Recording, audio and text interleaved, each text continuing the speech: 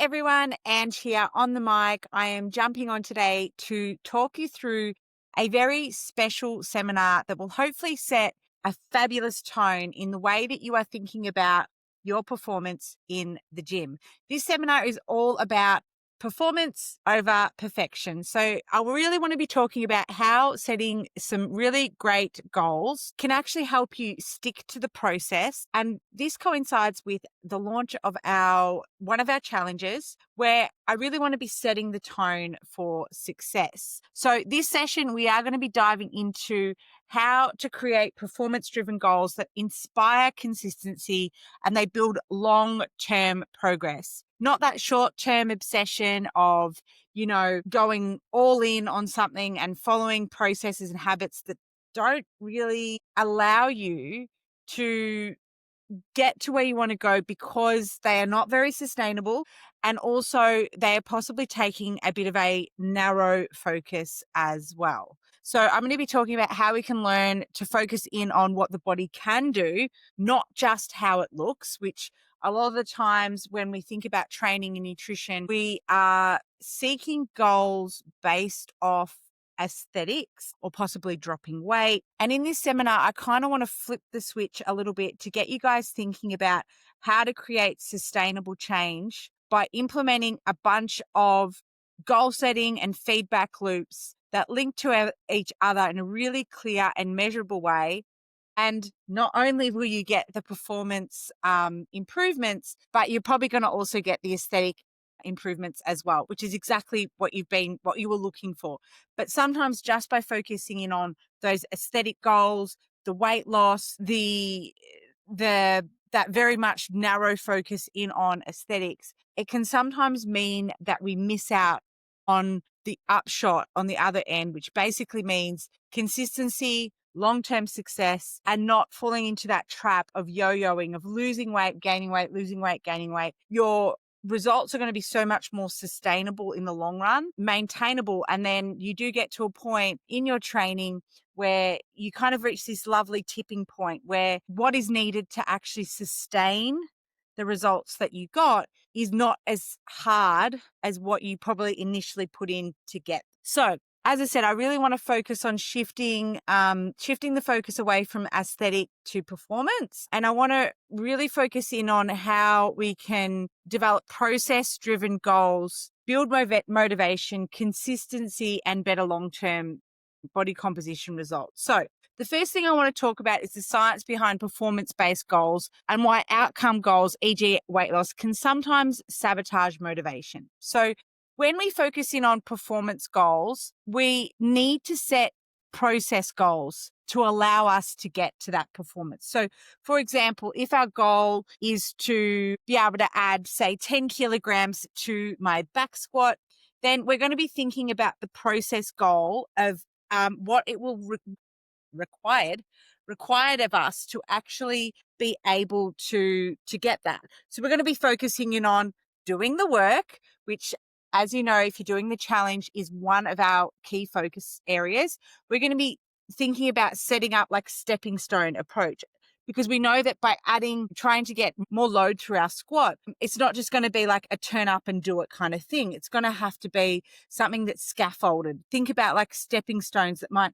get you across a pond. It's kind of a very similar approach. We've got to be focusing on attendance. We've got to be focusing on making sure we've got muscle resynthesis happening, really good sleep and consistency. So sometimes when we think about just the outcome goal of weight loss, we end up taking, as I've mentioned before, a very narrow focus. And that narrow focus can sometimes mean that we self-sabotage. So if we're not perfect, for example, if our only sole focus is to see changes in our body fat, we will be thinking, okay, like then the process, yes, is of course through our energy deficit. But if we fail in that, or if we feel like we don't quite hit the mark, we're very quick to give up on it. Versus when we think about performance-based goals, we're thinking about following the process and just being consistent. So I want you to really think about the goals that you have and think about how you can reorientate them to be more performance-based that then will allow you to set better process goals. And then therefore you'll probably find that as a secondary benefit, you're going to see the upshot of weight loss anyway. Going back to some of the key things that I think about personally is that when I think about how I want my body to feel, and this again goes back to like that difference between performance and performance and outcome. I want my body to feel strong. I want my body to feel energized. I want my body to be able to do more things. So when I think about that, I'm really looking at it from a lens of an athlete. And I'm then thinking about what are the key habits that they've got in place. And so with our Spring into Action challenge, we focus a lot on actually obviously doing the work, then making sure that you've got your nutrition that is somewhat dialed in to allow you to get the results, that you're looking after yourself with better sleep and recovery. And then, of course, that consistency piece. And you don't need to be perfect to be getting the results that you want. The problem with outcome goals is they're often they're external, and sometimes they also are uncontrollable. So again, when we think about weight loss, when I say that it's, it can be an external goal, it can be uncontrollable. Sometimes, there are things that will pop up that will come between that goal and yourself. So like there's so many factors that could be involved in weight loss, whether it's, stress or what's going on in your family life, or, if you say happen to have somebody that pops up being sick, like they're all external uncontrollable factors. But when you focus in on the process, you might be focusing on, okay, my main goal is to get 3 to 4 sessions in the gym in. And then when you focus in on that process, you just there ticking those boxes, right? And even if something pops up, you are in a much better mindset to be able to go, okay, that's okay. I'm just going to reorientate my week and get that control back in my arena. And you're less likely to be missing those very important process steps that will actually lead you to exactly where you want to go anyway. So I want you to think about those feedback loops and how performance markers like things like load, reps, energy levels, you can measure them so much better sometimes than are you on track with your weight loss? So, for example, as we all know, when we jump on the scales, the bathroom scales, they tell us a range of different things, but really they're just measuring our body mass, right? So, just measuring how much you weigh on that particular day. It's actually not giving you that much information about your body composition.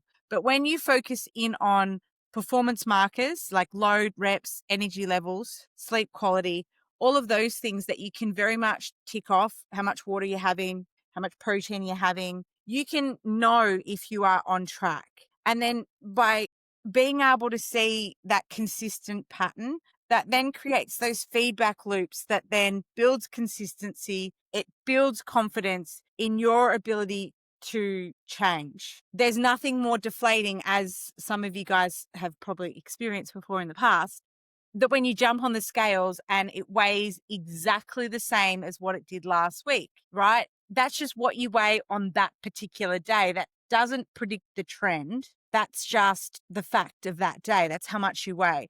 But that's not actually dictating how well you're sticking to the process. So I want you to keep that in mind, that it's really important to measure the things that you can actually measure really well and focus in on them. All right. And not letting yourself get wigged out or self-sabotage because you think that maybe it's not working. When you do your weekly check-ins, you should be asking yourself, am I following the process that I set for myself? And if you haven't set a process, okay, I'm going to talk to you about how I would set a process. And it's very much linked to, doing the work and that consistency component. The goal isn't perfection. It's just showing up. So what are some good coaching points that I'm going to be giving you? What's the one thing you can do to get better at each week? And this is where the weekly check-ins become more and more important, is that you want to be thinking about where is the area for improvement. All right. Now, don't think that the coach is going to be there giving you the miracle piece of feedback that you're probably waiting and expecting to hear. A good coach will ask you probing questions so that you know the answer yourself and then help you get really clear on the path forward. So, what's the one thing you can do each week to improve upon? And go back to those 3 key habits that we've got for this challenge. Do the work, eat enough protein, get enough sleep and recovery. And then what helps you feel like you are winning might be also another really good thing to focus in on. We've got that real positive mindset of that growth mindset of being like, what is the one thing we can really focus in on that is helping us to win our week?